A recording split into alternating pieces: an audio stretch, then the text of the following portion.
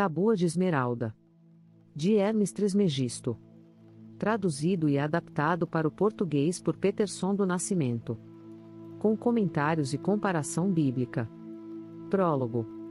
O texto conhecido como Tabula Smaragdina ou Tábua de Esmeralda é um texto pequeno, porém envolto a muito mistério e muito controvérsia acerca de sua origem, autoria, língua a qual foi originalmente escrita e a data em que foi escrita. Tanto céticos quanto entusiastas apresentam histórias e datas diferentes, embora compreendo que o mais importante desta linda obra seja sua mensagem. Realmente, não passa de um pequeno texto, mas muito profundo e cheio de significados. Historicamente falando, entre os mais céticos, o texto não é tão antigo, sendo provavelmente fruto da mentalidade mística da Idade Média. Tão alardeada Tabula Smaragdina, a qual os alquimistas da Idade Média e até o século anterior deram grande importância. O conteúdo deste documento, que ocupou muitos alquimistas especialmente após meados do século XVI, só se tornou conhecido em latim e é incerto em qual idioma foi originalmente escrito. Copy, 1869, p. 375 a 376, tradução nossa, porém há também a opinião dos entusiastas que acreditam que, talvez não o texto, mas os ensinamentos do Tábua de Esmeralda sejam bastante antigos. Ensinam que seus ensinamentos fazem parte de um conhecimento perdido pela atual humanidade. Essa ciência não só existe, mas se baseia em um único documento cuja origem se perde em lendas que remontam a mais de 10.000 anos. Chamado de Tábua de Esmeralda porque foi moldado em uma única peça de cristal esmeralda ou verde, ele carrega uma mensagem poderosa cheia de significado oculto e profundidade profética. Hawke, 1999, página 6, tradução nossa, 2. O pensamento entusiasta valoriza a essência do texto e o considera de grande relevância espiritual. Suas pesquisas indicam que, de acordo com alguns relatos, a maravilhosa tabuinha foi traduzida por eruditos alexandrinos e realmente exposta no Egito por volta de 330 a.C., um dos documentos mais misteriosos já colocados diante dos olhos do homem. A Tábua de Esmeralda foi descrita como tudo, desde um resumo sucinto da filosofia neoplatônica a um artefato extraterrestre ao presente da Atlântida. Hawke, 1999, p. 6, tradução nossa, 3. Mas há também os moderados que ensinam que a Tábua de Esmeralda foi encontrada pela primeira vez no Kitab Sir al-Khalika, livro do segredo da criação, atribuído a Balinas pseudo-Apolônio de Tiana, por volta do século VIII. Parque Daston, 2008, página 502, tradução nossa. Os árabes também ficaram fascinados com a figura de Hermes Trismegistus e produziram sua própria literatura hermética com revelações de teosofia, astrologia e alquimia. O exemplo mais famoso, da Tábua de Esmeralda séculos via 8 d.C., introduziu o lema assim como é acima, é abaixo, que se tornaria bem conhecido no mundo ocidental após o século XIV. Goldrick Clark, 2008, página 34, tradução nossa. 5. No geral, o texto é creditado a Hermes Trismegisto. Em uma das lendas referentes à origem do Tábua de Esmeralda, Alexandre, o Grande, encontrou o túmulo de Hermes em uma de suas expedições e junto ao corpo encontrou o texto escrito em uma tábua de esmeralda. De acordo com uma antiga lenda, uma mulher, Zara, disse ter encontrado a escrita nas mãos do corpo de Hermes em uma caverna perto de Hebron. Cop, 1869, p. 377 a 378, tradução nossa. 6. Os ensinamentos do Tábua de Esmeralda foram os fundamentos que deram origem à alquimia medieval. O texto em latim é o mesmo apresentado por Hermann Koppe em sua obra Beitrages ur Geschichte der Chemie e Contribuições para a História da Química, de 1869, traduzido para o português com auxílio da versão, em inglês do Tábua de Esmeralda, traduzida pelo célebre cientista Isaac Newton 1643 a 1727. Trata-se de uma tradução livre com adaptação para o português. Leitura fascinante de grande valor para todo aquele que ama e zela pelo conhecimento. Tábua de Esmeralda. É verdade confirmada, certa e verdadeira. O que está abaixo é como o que está acima e o que está acima é como o que está abaixo para fazer os milagres de uma única coisa. E como todas as coisas são e surgiram pela mediação de uma, então todas as coisas nasceram dessa coisa única por adaptação. O sol é seu pai, a lua sua mãe, o vento o carregou no ventre, a terra é sua ama. O pai de toda a perfeição no mundo inteiro está aqui. Sua força ou poder é inteiro se convertido na terra. Separe a terra do fogo, o sutil do bruto do semente com grande habilidade. Sobe da terra para o céu e novamente desce à terra e recebe a força das coisas superiores e inferiores. Por este meio, você terá a glória de todo o mundo e assim toda a obscuridade fugirá de você. Sua força está acima de toda força, pois vence todas as coisas sutis e penetra todas as coisas sólidas. Então o mundo foi criado.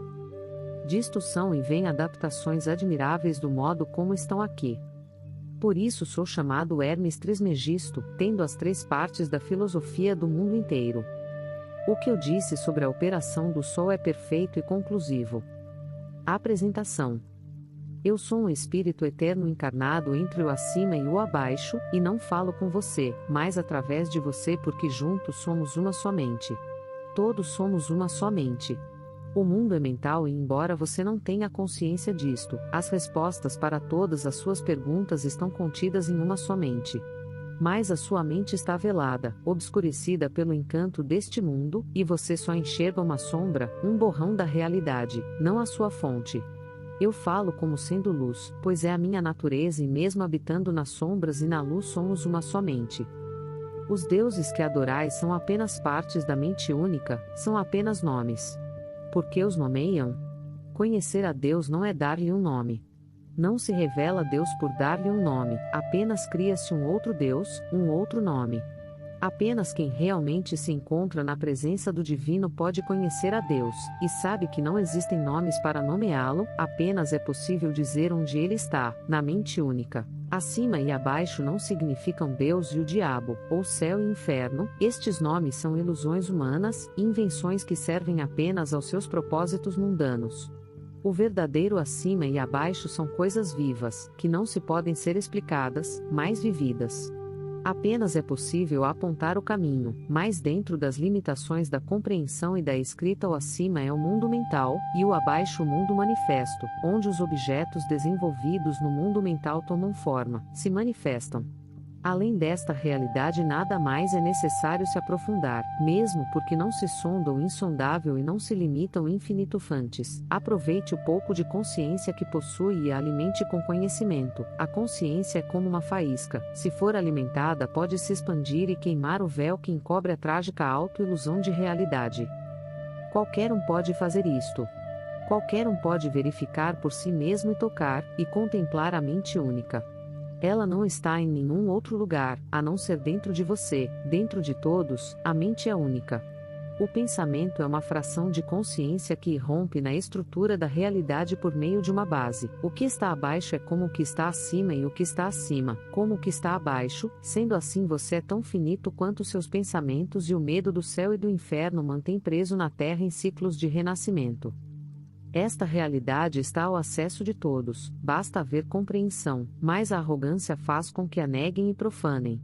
Apenas com a alquimia torna-se possível transmutar os pensamentos e sentimentos, inicialmente banais, e elevá-los para que possam operar em todos os níveis com a mesma força que atuam na mente divina. O mundo é mental. Eu, você, somos pensamentos e sentimentos que provêm da mente única. Sendo assim, a consciência é uma fração, mas também é o todo, pois a única coisa que, realmente, está dentro de nós são os sentimentos caóticos, os psicossomáticos que são rejeitos de energia que podem impulsionar uma verdadeira transformação. A soma entre pensamentos e sentimentos resulta em solidez, uma forma pensamento, que como uma pedra, possui peso e pode, infelizmente, ser carregada de um lado para outro. Carregada em nossos corações, em nossas vidas. Através da alquimia é possível superar a ignorância e dissipar crenças limitantes. O acima é sutil, o abaixo é denso. A parte mais sutil da manifestação é a alma, a parte mais sutil da alma é o espírito e parte mais sutil do espírito é Deus, ou seja, para ir da manifestação a Deus é uma questão de densidade. Mude a densidade de seus pensamentos e terás o peso da sua consciência. Livre-se da negação e do medo e siga os seus pensamentos mais leves para ir ao acima, o mundo das ideias, ou busque por sensações e expressões e siga os pensamentos mais densos para retornar à manifestação. Não demore no acima, é abaixo que as coisas se manifestam. Para a fração de consciência, os pensamentos são ações e todos estão em apenas uma mente, e precipitarão como chuva na manifestação. É impossível acender e manter o medo é escuridão e carrega consigo a densidade das trevas e da ignorância. Para superar o medo, é preciso superar a escuridão, as trevas, seja ela qual for. Procure pela origem do seu sofrimento, ela é como uma raiz profunda e você precisa conhecê-la. Tendo consciência desta raiz, a luz estará sobre ela e a dissipará. O conhecimento sobre si mesmo é o fim do sofrimento e do medo e a chave que abre as portas para a iluminação da consciência. O medo transforma a manifestação em pesadelo, mas através da dissolução é possível despertar do pesadelo e sonhar novamente. Os sonhos são moldados em nossa mente oculta, e na mente oculta de Deus a manifestação é formada, ou seja, os pensamentos da mente única, o mundo mental, é a sua realidade e a manifestação é o seu sonho, fazendo do sonho e do sonhador uma única coisa, pois a mente única, o mundo mental, e a manifestação são uma única coisa. São formas diferentes de uma mesma coisa. São código oculto e compilação visual, embora um esteja acima e o outro abaixo. Acima e o abaixo são dois lados de uma mesma coisa. São reflexo e espelho. Mente e matéria alimentam-se reciprocamente em um círculo eterno de manifestação e repouso. O mundo mental se torna manifestação e da manifestação surge o mundo mental, a mente única, e manifesta. E os dois são sempre um eterno. A fonte da ignorância humana está em acreditar que o universo é seu servo, ou que está aqui para lhe servir, é justamente o contrário, você quem serve ao universo e a seus propósitos. Você não passa de um veículo, uma casca, e dentro de você reside uma minúscula fagulha divina, a consciência, e é a ela que o universo serve, não a você. Embora talvez esteja perdido, você pode se encontrar, busque servir melhor ao universo despertando a consciência para o que é mais importante, pois você e Deus são um. A mente única, infinita e eterna, da qual eu, você e todos nós somos como pensamentos, como sonhos. O homem se liga à terra por causa da gravidade de sua alma, então agradeça por ter um espírito e por ter consciência, que o ilumina, caso contrário maiores seriam as suas trevas e mais densa seria a sua experiência no mundo das manifestações. Mas se você se fundir com a luz, que está em você, então se unirá a todo o universo porque a luz circula livremente e penetra em qualquer escuridão. A luz em vós é a mesma que dissipa as trevas, porque toda a luz é uma única luz e se une à sua semelhança, assim como as trevas se unem por serem trevas e igualmente são apenas um e mesmo separadas, tanto as trevas, quanto a luz são apenas um. Compreenda. O fogo liberta, a água recupera, o ar inspira e na terra você provará o seu verdadeiro valor. Quando você se dissolver, quando você deixar de ser quem você pensa que é, e compreender quem você, de fato, é, então você conhecerá a base e saberá o que fazer, porque desta base o universo se formou e foi registrado nas paredes do tempo e do espaço. Após este seu reencontro, consigo mesmo, somente após esta transformação você poderá, de fato, contribuir com o universo, só então suas sementes poderão germinar e crescer, pois somente a vontade consciente é capaz de despertar a matéria, e isto deve se repetir até ser dia constante, até que a escuridão se torne dia. A ascensão possui níveis, e esta é a base, mas o último nível está além da base e é neste nível que as trevas e a luz se tornam uma só coisa e o mundo mental e a manifestação se tornam eternamente um. Entre o acima e o abaixo o pensamento é a minha carruagem e a vontade minha propulsão. Texto inspirado no diálogo relatado no livro de Dennis William Hawking intitulado The Emerald Tablet, Alchemy for Personal Transformation. Penguin/Arcana, 1999, página 49 a 53. Como estamos inseridos em um contexto e cultura de procedência judaico-cristã, geralmente, o que compreendemos como aceitável não pode contrariar o que o padrão cultural determina. Portanto, como o maior expoente de uma cultura é a sua religião, muitos comentários acerca desta obra, cujos créditos, tradicionalmente, pertencem a Hermes Trismegisto, legislador e filósofo egípcio, serão comparados a trechos das Sagradas Escrituras cristãs. Acredito que este tipo de contextualização minimiza preconceitos e a mal interpretação de assuntos complexos. A correspondência. De acordo com Caibalion, livro que afirma conter a compilação dos ensinamentos de Hermes Trismegisto, o Hermetismo possui 7 princípios 7. A correspondência é um deles. No texto, o autor afirma ser confirmado e verdadeiro: o que está abaixo é como o que está acima e o que está acima é como o que está abaixo. E conclui dizendo que para fazer os milagres de uma única coisa. Palavras profundas, mas o que ele está ensinando não é nenhuma novidade. No Novo Testamento Jesus diz a Pedro: Eu te darei as chaves do reino dos céus, tudo o que ligares na terra será ligado nos céus, e tudo o que desligares na terra será desligado nos céus. Evangelho segundo São Mateus, capítulo 16, versículo 19. Jesus também nos ensina na oração do Pai Nosso, assim na terra como no céu. Evangelho segundo São Mateus, capítulo 6, versículo 10. O que significa esta expressão? Assim na terra como no céu? O que está abaixo é como o que está acima e vice-versa. Significa que existe uma correspondência. Jesus não entregaria para Pedro as chaves do reino dos céus, se no reino dos céus não houvessem fechaduras compatíveis com estas chaves.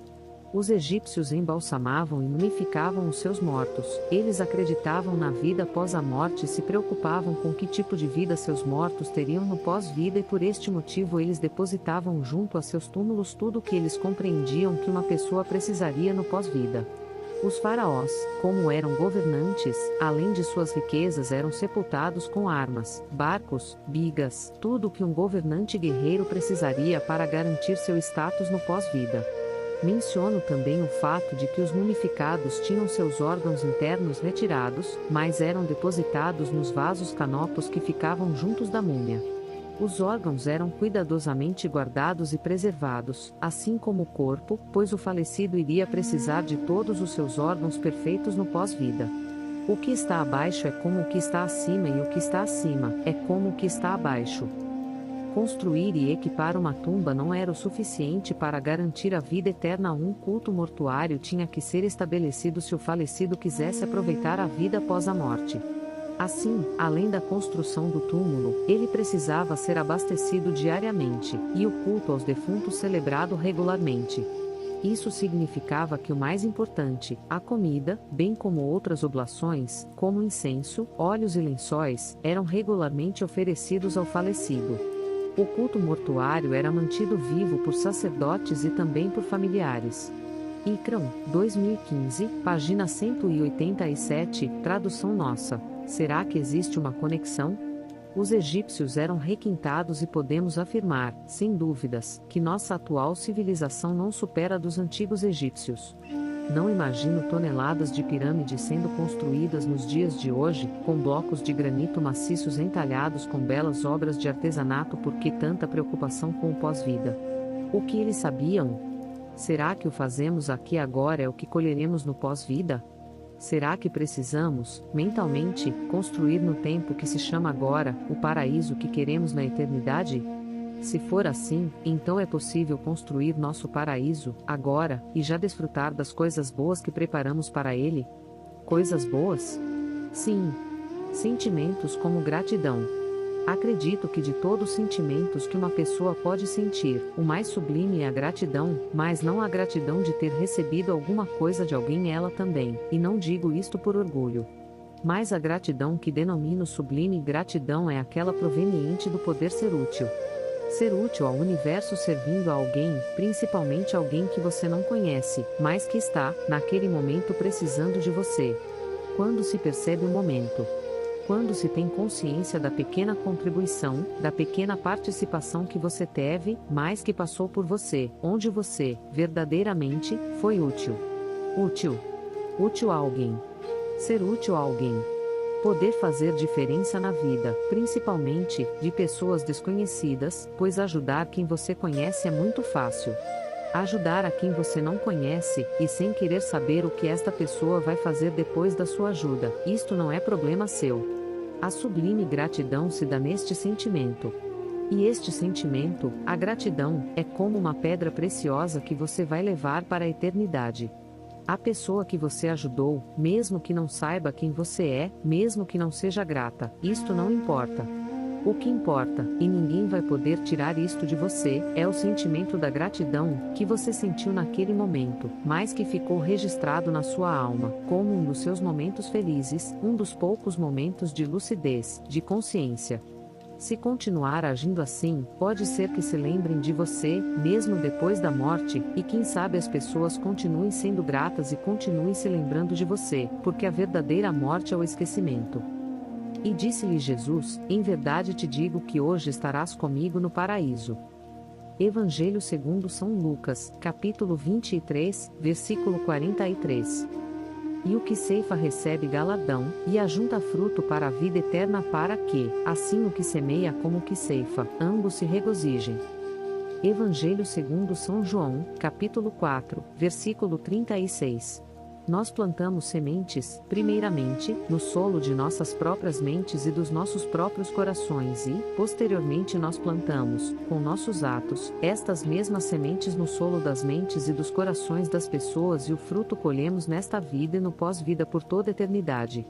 Será que o que fazemos no abaixo interfere no que recebemos e receberemos no acima? Não ajunteis tesouros na terra, onde a traça e a ferrugem tudo consomem, e onde os ladrões minam e roubam, mais ajuntai tesouros no céu, onde nem a traça nem a ferrugem consomem, e onde os ladrões não minam nem roubam. Evangelho segundo Mateus, capítulo 6, versículo 19 a 20. Como se ajunta tesouros no céu? O que levamos, verdadeiramente, para o pós-vida? Lembranças, sentimentos, pensamentos, emoções. O que somos, nosso verdadeiro eu. Na Europa pré-cristã, as mulheres aspergiam sangue menstrual sobre as sepulturas de seus familiares para que os mesmos renascessem. Era uma função do sangue menstrual. Ungir os mortos. Acreditava-se que isso assegurava seu renascimento devido às propriedades vitais do sangue que emanava do portal da própria vida. Grimace, 2001, p. 226, tradução nossa. 9. Misticismo. Superstição. O que elas sabiam e nós ignoramos. Estes povos antigos acreditavam que todos os mundos estavam interligados. Eles viviam em um mundo encantado e acreditavam neste encanto. Hoje continuamos a viver em um mundo encantado, mas nós desconhecemos o encanto, não temos consciência do encanto, e isto faz com que ele tenha mais força. A ligação entre o acima e o abaixo são os pensamentos. Os pensamentos nobres nos elevam, pois pertencem a uma mente altruísta, e os sentimentos ruins nos empurram para baixo, fazem descer, pois são pesados e estão ligados a mecanismos de defesa do corpo. Os milagres são a possibilidade de criar coisas a partir da mente e fazer com que elas se tornem reais no mundo dos sentidos, onde as coisas são manifestas. Tudo o que existe no mundo das manifestações, existiu antes na mente de alguém, e este alguém alimentou este pensamento, este sonho, e ele foi se solidificando e se tornando cada vez mais enraizado entre o acima e o abaixo, pois as folhas, os brotos estão acima, mas as raízes estão abaixo, portanto acima ou abaixo são pontos de vista e interpretações distintas de uma mesma coisa. Outra curiosidade sobre o acima como abaixo é o fato de que muitos monumentos megalíticos, como as pirâmides, o Stonehenge, dentre muitos outros, estão alinhados com determinadas estrelas, constelações ou com eventos solares e lunares. Tal qual acima é abaixo. Será que foi por acaso que os antigos egípcios alinharam as 3 maiores pirâmides do Planalto de Gizé com as estrelas que compõem o cinturão de Orion?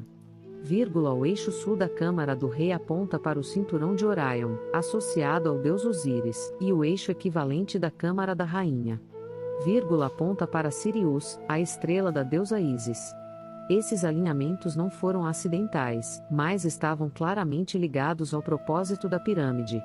Balval e Gilbert, 1994, p. 15. Tradução nossa. E qual era o propósito da pirâmide?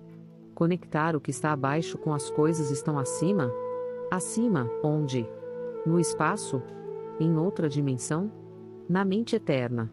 A eternidade, existente tanto em vida, quanto no pós-vida. A pirâmide de degraus consiste em 6 degraus que podem ser interpretados como uma escada para o céu, aludida nos textos das pirâmides, e uma câmara mortuária subterrânea com câmaras conectadas e depósitos que continham bens funerários. Icrã, 2015, p. 153, tradução nossa, 12. Depositavam junto ao defunto tudo que um rei ou qualquer outra pessoa precisaria no pós-vida. Simbolicamente, o que eles sabiam e nós ignoramos. O que está abaixo é como o que está acima e o que está acima é como o que está abaixo. A vibração. No texto, o autor cita que todas as coisas surgiram por mediação de uma, e nasceram dessa coisa única por adaptação. Esta coisa única, é sempre visto como o princípio de todas as coisas, porém, por extensão, toda uma gama de possibilidades são formadas. Por meio do tudo se formou. Disse Jesus, eu e o Pai somos um. Judeis, 30, ou seja, ele afirma ser uma extensão do Pai, e deste todas as coisas foram se adaptando, conforme a sua finalidade. Tudo surgiu por intermédio do O princípio da unidade é universal, presente até na palavra universo, do latim universus, que literalmente, seria algo como combinados em Por mais que exista multiplicidade, o resumo de todas as coisas é sempre O apóstolo São Paulo também fala sobre a unidade, sede um só corpo e um só espírito, assim como fostes chamados pela vossa vocação a uma só esperança. Há um só Senhor, uma só fé, um só batismo. Há um só Deus e Pai de todos, que atua acima de todos, por todos e em todos. F4, 4-6. Estariam Hermes Trismegisto, Jesus Cristo e o apóstolo Paulo falando sobre o mesmo assunto? Estariam eles se referindo ao como princípio e origem de todas as coisas? Será que eles ensinavam como a formação do universo deriva da unidade para a multiplicidade? Prosseguindo o texto, Hermes Trismegisto inicia sua explicação sobre como a radiação solar é a responsável pela vida na Terra, como a energia do Sol se converte em vida. Através da radiação solar temos a fotossíntese das plantas, que são nosso alimento e da maioria dos animais que também nos servem de alimento. Por isso o Sol é chamado de Pai, pois promove a vida.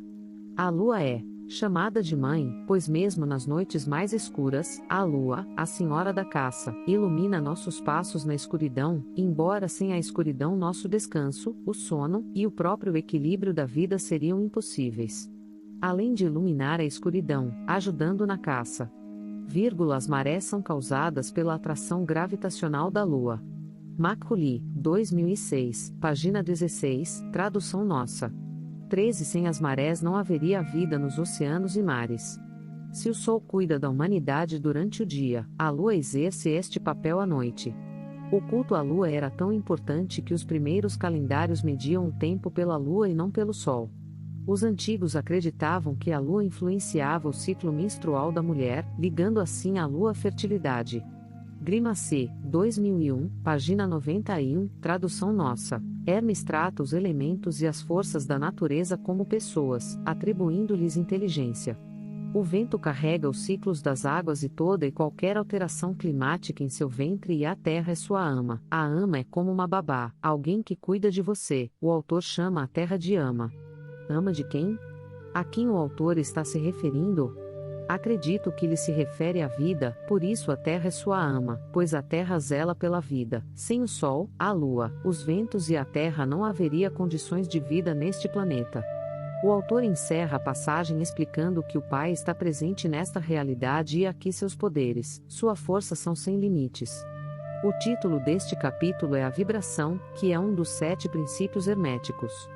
Vibração é o movimento que parte do princípio e vai até o infinito. Este movimento, a vibração, é quem faz com que se desdobre em 2 e da mesma forma até o infinito.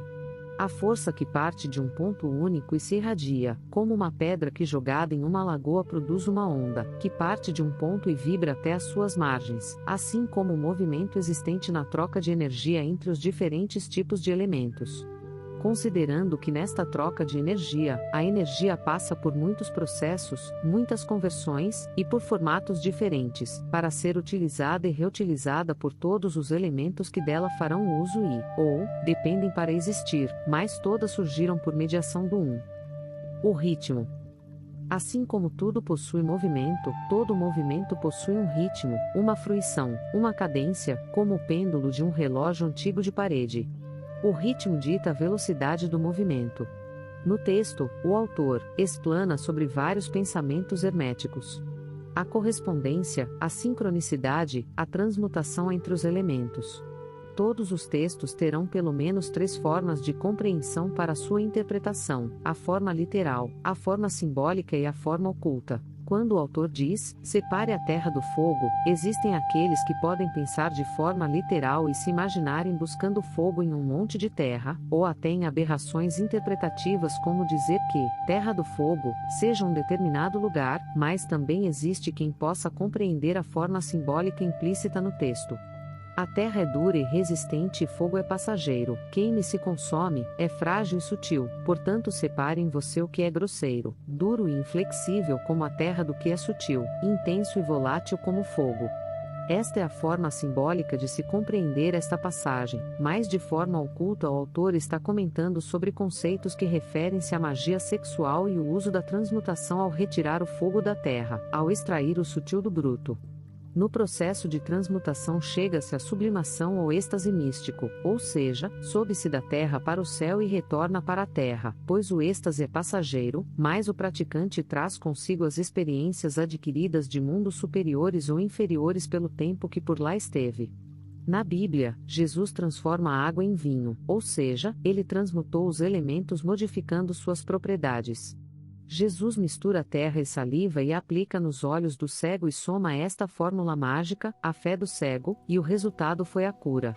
Jesus nos ensina a amar nossos inimigos, isso é transmutação do ódio em amor, e o resultado é o perdão, ou seja, a paz interior. Se o movimento provocado pela vibração possui um ritmo, nós podemos compreender este ritmo de várias maneiras. Podemos compreender que o ritmo do mundo, o ritmo da formação do mundo, soa como as engrenagens de um grande sistema de movimento eterno e infinito, ou podemos conceber que o ritmo que conduz o mundo é como uma orquestra executando uma eterna e infinita melodia. Ambas as formas de compreensão podem ser romantizadas, mas não estão distantes da realidade. O que está acima é como o que está abaixo, sucessivamente, vibrando em um ritmo eterno de movimento circular, um loop. O mentalismo. De acordo com este princípio, o universo existe na mente do todo por ser sua criação mental. O universo é mental. Estamos conectados no universo através de nossas mentes, como computadores se conectam em uma network. Os princípios herméticos se relacionam e se interdependem. Nossas mentes se conectam em sincronicidade e nossos corpos transmutam as energias. Para que tudo isso aconteça é necessário movimento, regido por ritmo. Sua manifestação é repleta de causas e efeitos, conforme sua natureza dual, sua polaridade e seu gênero, pois todas as formas deste mundo possuem natureza positiva ou negativa e são masculinos ou femininos. A eletricidade, as plantas, os animais, os minerais, todos possuem cargas elétricas ou gênero que estão entre positivo ou negativo e masculino ou feminino. Analisando o texto, o autor explica que através desta troca, entre os elementos e as mentes, se manifesta a glória do mundo e quem compreender estas coisas está desperto, portanto as trevas se dissipam na sua presença, pois que trevas podem ocultar ou obscurecer a quem consiga enxergar na total ausência de luz. Esta consciência desperta, possui força acima de qualquer força, por ser consciência pura, por ser ciência da ciência, luz da luz, sendo assim vence a todas as coisas sutis e penetra em todas as coisas sólidas. É irresistível não podendo ser contida ou retida sob nenhuma perspectiva. É livre. A consciência é espírito e o espírito é livre e assim este mundo foi criado, através de adaptações e trocas de forma e de energia. Da mesma forma como acontece com os ciclos das águas, acontece com todos os elementos químicos deste mundo. Um único átomo de cálcio de nossos corpos pode ter bilhares de anos. Agora imagine por quantos lugares e quantas estruturas diferentes de cálcio ele já pode ter passado para, por exemplo, estar em nossos dentes? Interessante que estes conceitos de astrofísica só foram dissertados no século XX, mas na antiguidade, já haviam estudiosos, místicos, esotéricos que compreendiam que estas coisas aconteciam e escreveram, da forma como compreendiam, sobre este e outros assuntos. Na Bíblia não é diferente. No livro do profeta Isaías está escrito que ele Deus, é o que está assentado sobre o globo terrestre. Is 40,22. O salmista também diz, vossos são os céus e também a terra, vós que criastes o globo e tudo o que ele contém. SL 88,12. Salomão em seus provérbios escreveu, quando ele preparava os céus, ali estava eu quando traçou o horizonte na superfície do abismo, quando firmou as nuvens no alto, quando dominou as fontes do abismo, quando impôs regras ao mar, para que suas águas não transpusessem os limites, quando assentou os fundamentos da terra, junto a ele estava eu como artífice, brincando todo o tempo diante dele, brincando sobre o globo de sua terra, achando as minhas delícias junto aos filhos dos homens. PV 8,27-31. Aristóteles em sua obra sobre o céu disse, mais uma vez, nossas observações das estrelas tornam evidente, não apenas que a Terra é circular, mas também que é um círculo de tamanho reduzido.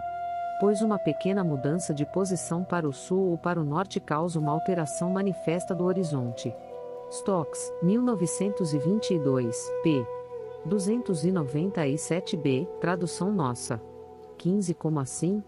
Isaías é um profeta do século 7 a.C., como poderia saber que a Terra é um globo? O salmista, o rei Salomão. Todos são de datas que remontam à antiguidade. Como possuíam tais conhecimentos? E Aristóteles, que no século 4 a.C., já possuía explicações científicas, feitas a partir da observação do céu e submetidas a cálculos matemáticos que lhe permitiram chegar a conclusões que só foram redescobertas séculos depois. Como explicar tal conhecimento? Será que a história é cíclica e estamos nos redescobrindo? Seriam os antigos mestres, guardiões e portadores, da antiga ciência? São Paulo escreveu para os Gálatas, porque tudo o que o homem semear, isso também ceifará. GL 6,7, causa e efeito. Ação e reação? Paulo foi um apóstolo do primeiro século do cristianismo. Como poderia conhecer conceitos da terceira das leis da física de Isaac Newton que diz que para cada ação, há uma reação igual e oposta? Kirtland, 2007, p. 39, tradução nossa. Epílogo. Realmente impressionante como um texto, tão pequeno, pode conter conhecimento significativo suficiente a ponto de dar origem à alquimia medieval, que por consequência, acabou dando origem, ou influenciando a variadas disciplinas. De ciências naturais como a física, a química e a medicina, as ciências humanas como a psicologia devem, direta ou indiretamente, à sua existência as poucas letras deste texto. Seus créditos são atribuídos a Hermes Trismegisto, do grego, significando Hermes, o 3 vezes grande. Há muitos mistérios em torno da história deste personagem. A visão comumente aceita é que a filosofia hermética foi escrita entre os séculos 2 e 3 DC, mas é necessário considerar a evolução anterior de Toto egípcio 2 vezes, e mais tarde 3 vezes maior, a Hermes Trismegisto. Bull, 2018, página 32, tradução nossa. 17. Historicamente parece que Hermes Trismegisto, na verdade, seja um tipo de mito grego, egípcio, embora haja escritos e uma filosofia que lhes são atribuídos. Os gregos sabiam de Tota antes dessa época e o identificaram com Hermes, como testemunhado por Heródoto, mas o epíteto distintivo 3 vezes maior parece ainda não ser conhecido pelos gregos. Já foi provado de forma conclusiva que o epíteto realmente tem origens egípcias. Bull, 2018, página 32, tradução nossa. 18 Se Hermes Trismegisto existiu ou é um mito, torna-se relevante, diante da riqueza dos ensinamentos a ele atribuídos. A sua filosofia, conhecida como Hermetismo, conquistou muitos admiradores, inclusive personalidades da ciência como Sir Isaac Newton, que traduziu o texto em 1680, ou Robert Boyle, cujas buscas alquímicas foram convenientemente negligenciadas por cientistas e historiadores. Linden, 2003, página 234, tradução nossa. 19. Será a origem dos ensinamentos de Jesus e os da Tábua de Esmeralda a mesma? Seriam ensinamentos ocultos que Jesus resolveu compartilhar com a humanidade? O Tábua de Esmeralda é um dos textos que compõem a literatura esotérica, seus ensinamentos são únicos. Expressam profundo conhecimento e revelam como podemos estar enganados acerca do quanto podiam ser avançados nossos ancestrais.